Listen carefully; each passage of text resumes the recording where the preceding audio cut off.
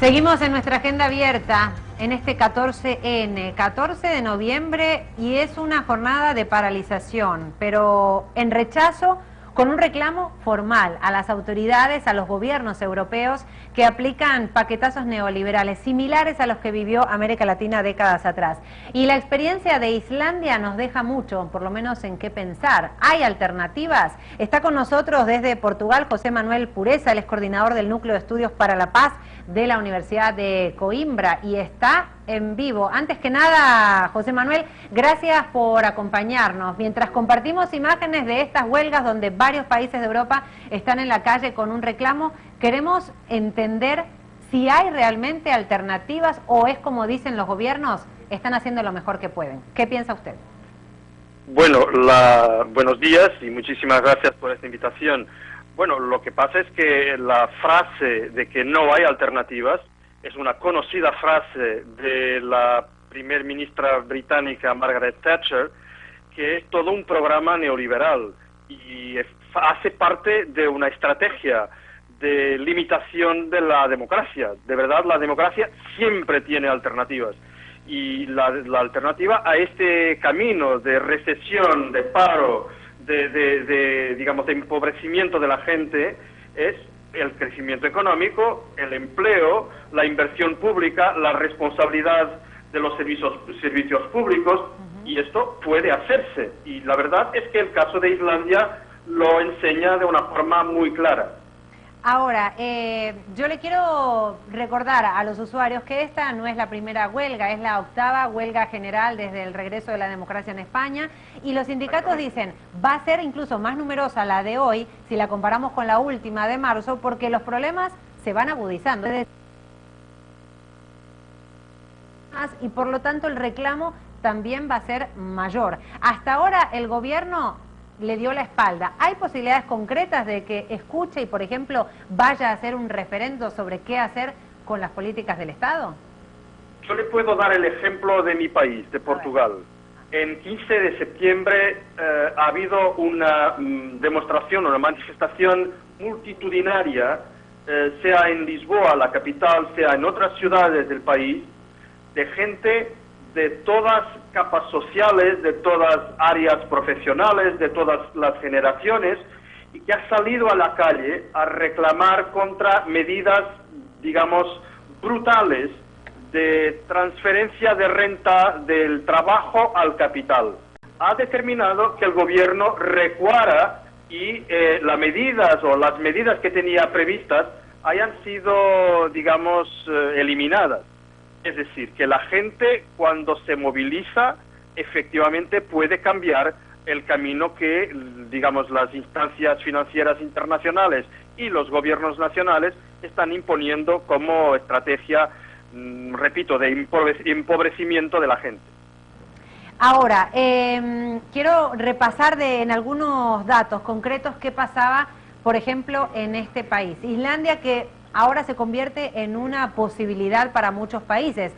Los grandes medios insisten, tratan de obviarlo, de no mencionarlo para que nadie se vaya a tentar. Por ejemplo, todo comenzaba a comienzos del año, de esa década del 2000, donde se privatizaban los tres principales bancos del país, y después empezaron a abrir esas burbujas, ¿no?, crediticias para comprar apartamentos, viviendas, es decir, diferentes tipos de crédito. Pero el pueblo, cuando empezó la crisis, por ejemplo, el año 2007, 2008, que es muy similar a lo que se vivió en nuestra América décadas atrás y lo que ahora se vive en muchos países de Europa, el pueblo empezó a reclamar y consiguió algunas cosas.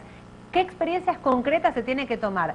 ¿Qué se logró a través de las manifestaciones, señor? Bueno, fundamentalmente yo creo que el resultado más importante ha sido el rechazo de la prioridad del rescate del sistema financiero y de los bancos en especial, y en alternativa privilegiar al rescate de la renta de, digamos, de la gente, de la ciudadanía.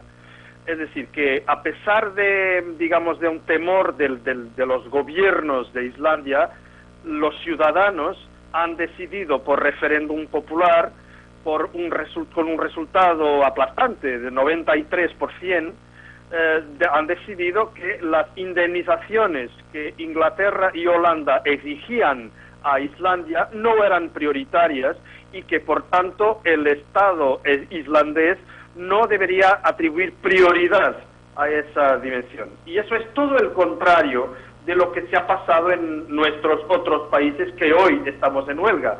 Lo que ha pasado es que precisamente las estrategias de rescate impuestas por el Fondo Monetario Internacional y por la Comisión Europea y por el Banco Central Europeo han sido y están siendo estrategias de rescate prioritario de los bancos, del sistema financiero, o sea, de los responsables fundamentales por la situación de crisis que vivimos. Y por tanto, esto es totalmente inaceptable que un funcionario público, que un profesor, que un trabajador de una fábrica sea obligado a, recuar en su renta para beneficiar a los que siempre han sido beneficiados con las estrategias, de políticas públicas, o sea, el sistema financiero, los bancos, etcétera. A ver, sabe José Manuel que lo que sí se escucha por parte de los gobiernos de estos países de Europa, los que hoy están en huelga, tiene que ver con una necesidad de un rescate financiero y de que la Troika, el Banco Central de Europa, el Fondo Monetario Internacional y la Comisión Europea decidan qué hacer. Pero en Islandia se logró frenar, primero, ese mecanismo neoliberal, pero también lograron la renuncia de un gobierno y que se convoca un referendo para decirle, señores, así las cosas no se van a solucionar. Eso no fue de la noche a la mañana, sabemos que fue un proceso después de muchas movilizaciones. Si hacemos esa comparativa, esa similitud, puede llegar a pasar en algunos países porque en las calles se escucha dimisión, dimisión y que la deuda la paguen los responsables. ¿Se puede dar en qué plazo podría pensarse por lo menos que esa pueda ser una respuesta?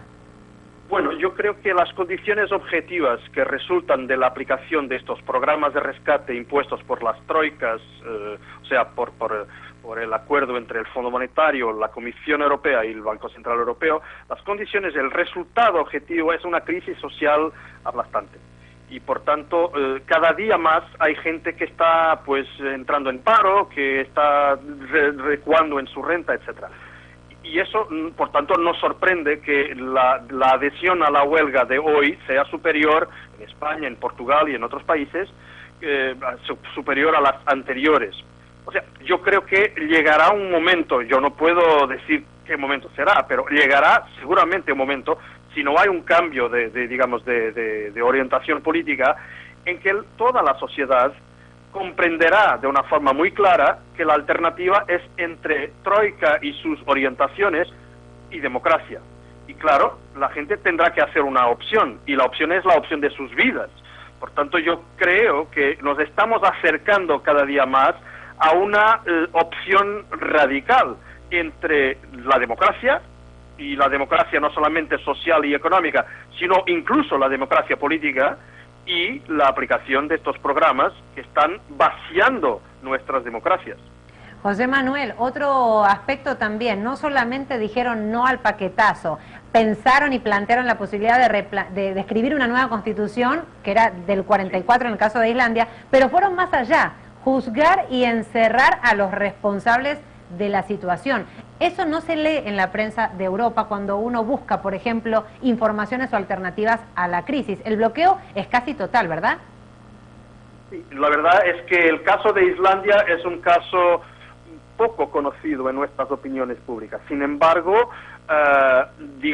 entre la gente hay una conciencia de que el caso islandés, o sea, el caso sea del punto de vista de la responsabilidad de los bancos y dirigentes de los bancos, sea desde el punto de vista de la responsabilidad política de los gobiernos, y me refiero a responsabilidad política, no responsabilidad judicial, porque claro, no hay que confundir las dos dimensiones. Pero también toda la estrategia de rescate de la renta de la ciudadanía. Estamos, delante de un caso que es, conocido en sus dimensiones generales, pero es verdad que hace parte de la estrategia de nuestros gobiernos no hablar demasiado, entre comillas, no hablar demasiado del caso, porque él enseña que hay realmente alternativas, y a estos gobiernos no les interesa que hablemos de alternativas. José Manuel, también nuestra región vivió algo muy similar. Cuando vemos Grecia, cuando vemos España, se me viene mi país, Argentina. Claro. Yo estaba incluso en ese 2001, donde se dio el estallido social, económico y político. Quiero ver qué pasa ahora en nuestros países y le voy a pedir que me acompañe a ver uno de los titulares. Por ejemplo, la agencia de noticias Telam de Argentina reseña un informe. El propio Banco Mundial afirma que Argentina duplicó la clase media en los últimos 10 años. Este trabajo presentado por el presidente del Banco Mundial y el economista jefe para América Latina sostiene este informe que en Argentina el número de habitantes comprendidos dentro de la clase media aumentó de 2003 a 2009, pasó de 9,3 millones a 18,6 millones. Es decir, no solamente aplica para Argentina, sino también para toda nuestra América Latina. Hay otro portal, El Telégrafo, de Ecuador, que dice que en la región aumentó en un 50%. Es decir, las alternativas también las conocimos acá en nuestra América. Y el pueblo ahora, por primera vez en Europa, empieza a mirarnos con deseos incluso de aprender modestamente. Cada país es una realidad totalmente distinta. Pero entonces, alternativas hay, de más.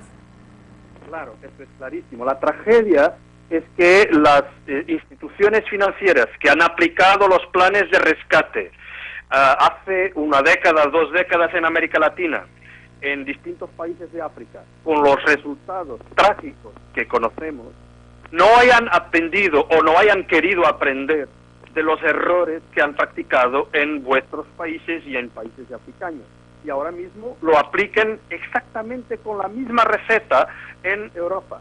Lo que está pasando en Europa es lo que ha pasado en América Latina con 10 años de retraso, pero es precisamente la misma estrategia, con una diferencia que es, digamos, algo que es más grave aún en Europa.